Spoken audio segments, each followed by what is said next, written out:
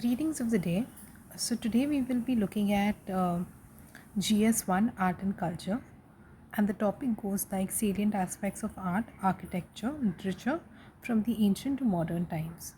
So essentially we'll be looking at all the previous year questions which were asked in mains, and we will be dissecting the repeated themes and looking into how to prepare those themes and ultimately create those answers which will fetch you the marks for your mains. So to begin with, the first question, as you can see, is on temple architecture.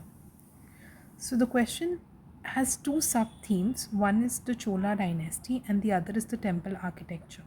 So for now, just look at the things that I've highlighted in colors, and it's pretty much color coded. So question 1, the theme, broad themes, temple architecture. Question 8, again you see something called as rock cut architecture. Going down to question number 18, you again see the repeated theme, rock cut architecture. And in question 20, you again notice that medieval Indian temple sculptures are being spoken about. In question 1, we looked at the Chola dynasty and temple architecture as a theme. In question number 21, again you can notice the Chola period and the contributions of the Gupta and the Chola period to the Indian heritage and culture. Since we see Gupta period highlighted in yellow, let's come up to question number 12, and we again see that the Gupta period has been highlighted over here with respect to the numismatic arts that Gupta have brought to the ancient Indian history. When you look at question 11, you notice that early Buddhist stupa art is being spoken about, and same goes in question number 17, where they speak about the Buddhism and how it is a significant phase of Indian history, especially during the Pala period. So all in all, what we've noticed so far is specific themes being repeated.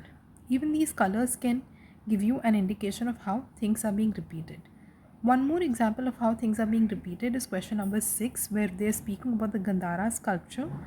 And again, the same Gandhara sculpture was asked in 2019, question number 16, where they've spoken about Central Asian Greco-Bactrian elements in Gandhara art. All in all, my conclusion from this is that if you prepare on topics, you will be in a better position to ace the particular themes, if at all they appear. Even if there are segments to it, we will be able to hit the target well. So now how will we go about this?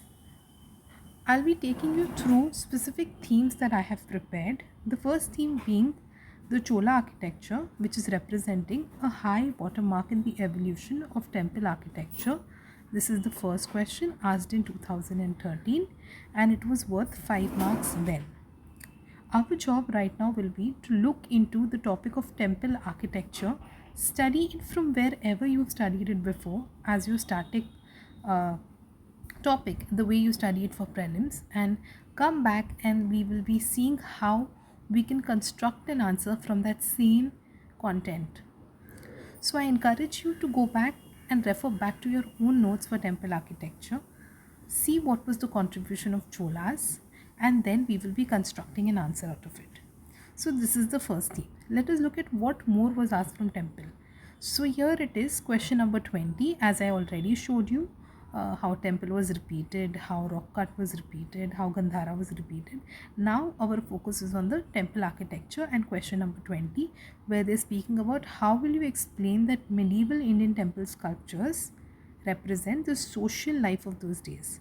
So over here they're speaking specifically about the medieval Indian temple sculptures and how they're representing the social life of those days. Apart from that, there was one more question about the question number 18, where they're speaking about how the Indian philosophy and tradition are playing a significant role in conceiving and shaping the monuments and their art in India. So somewhere the monuments and their art that they're speaking about and linking it to philosophy and tradition, you can derive inspiration from these first two questions to get your content ready for the 18th question as well. Without further ado, since the approach that we discussed, we will be looking at the oft repeated themes, going back and revising it from our static source the same way that we had studied it in its raw form without going for multiplicity of resources, coming back and brainstorming on these particular question number 1, which is on Chola architecture, question number 20, which is on again the Indian temples, and question number 18, which is Indian philosophy and tradition shaping monuments and their art in India. So for beginning, we will be going back to our own notes, referring to the static content that we already know, revising it, and then coming back and thinking of how do we construct an answer. So I will be personally taking you through these 3 questions for now, and then we can look into the other questions as well. This is something that I have myself curated after going through the same process that I spoke to you about. So this will be your final product. So Chola architecture is representing a high watermark in the evolution of temple architecture. You need to discuss this. This is a question from 2030. So I began with speaking about the great living Chola temples given their period, which is 9th to 13th century. They are designated as the UNESCO World Heritage Site, a high watermark in the temple architecture. Notice I've used the same words again, given a little bit of a context, and then moved on to why and how they were a high watermark. High watermark, as in they were some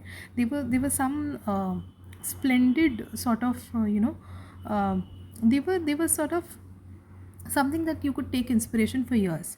So definitely a high watermark. So what were those key features which helped them become this splendid temples? So I've drawn over here a diagram of the Chola temple architecture. For sure Chola is in the south, so this is about the Dravidian style. In the Dravidian style of temple architecture, there is a mandap, there is a tank, there is the Garbhagriha, there is gateways.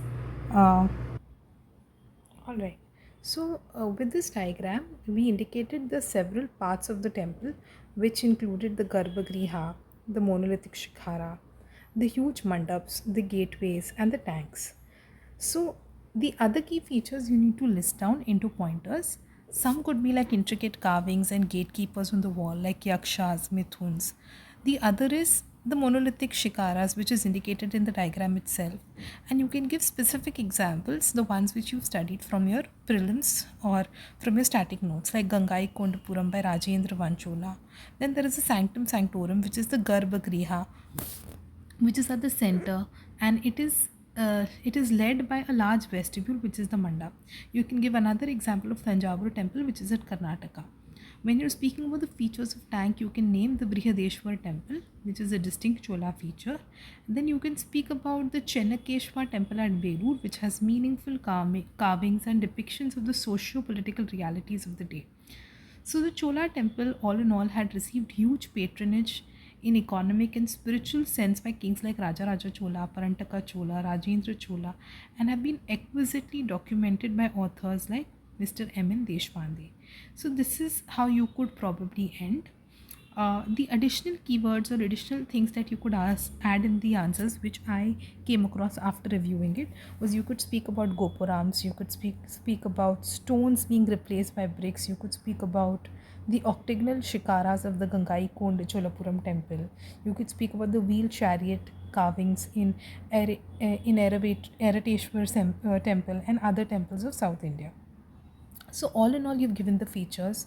You've started with an introduction giving the timeline. You've ended by speaking about the kings, and you've spoken about the recent authors like Mr. M.N. Deshpande, who have documented these huge temples and how they have been, the great living Chola temples, and even the UNESCO has spoken about them and listed them under the World Heritage Site. So this was all about the first answer. The second question was about how will you explain the medieval Indian temple sculptures represent the social life of those days.